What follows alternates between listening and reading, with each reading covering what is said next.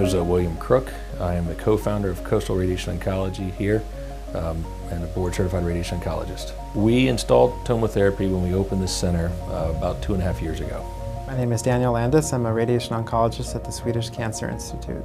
We've been using TomoTherapy for about 6 months, and we've treated about 125 patients so far. We treat brain tumors, head and neck cancers, lung cancer, complicated breast cancer patients, many GI tumors such as esophageal or stomach cancers, prostate cancers, and even gynecologic tumors. So TomoTherapy is a type of helical delivery system.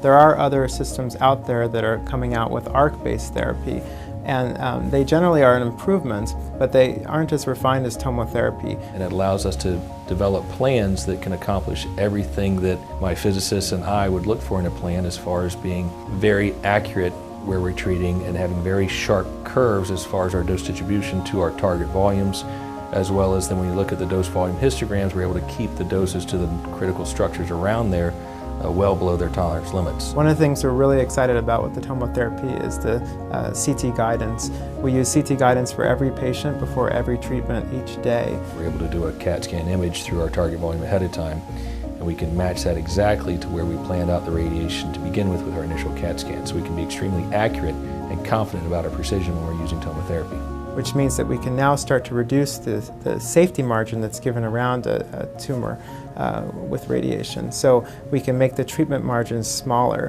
which means less dose to normal organs and normal structures. One of the distinct advantages of TomoTherapy is in treating very long treatment fields, which either can be a long tumor or a long area at risk, such as the spinal cord. Traditionally, what we've had to do in that case is match several fields to each other. TomoTherapy gets around that completely in the way that the TomoTherapy is designed and how it works. What it does is the patient goes into the TomoTherapy unit that looks like a CAT scanner, and the machine rotates around, and as the patient goes in, it can continually helix around. So technically speaking, you could treat from the top of someone's head to the bottom of their feet as one field instead of matching several fields. So you don't have that issue with junctions, and you can have a very even dose distribution. We've treated larger tumors, more complex tumors. So I just finished a patient that we treated both upper and lower lips at the same time. He had extensive skin cancer over both surfaces and could not treat surgically. Conventional radiation therapy also wouldn't work. With TomoTherapy, we were able to contour it and deliver a tumor-cidal dose there, where with conventional therapy would not be. So here at the center that we're using as a Tomo-only center, it is our workhorse. It's what we use for all our patients, and we've had absolutely no trouble carrying an entire full load of patients on the TomoTherapy. It was very easy to install.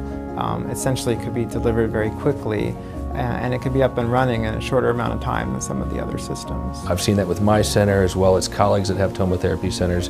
We've had higher uptime than I've had with my other machines. Our first magnetron lasted over 2.5 years, and it's been extremely reliable. We rarely have to cancel patients because of the machine. There are cases where you wouldn't be able to treat in a normal system, but you can treat with TomoTherapy. TomoTherapy has changed the way we treat patients and allowed me to treat patients that I necessarily wouldn't have treated to begin with.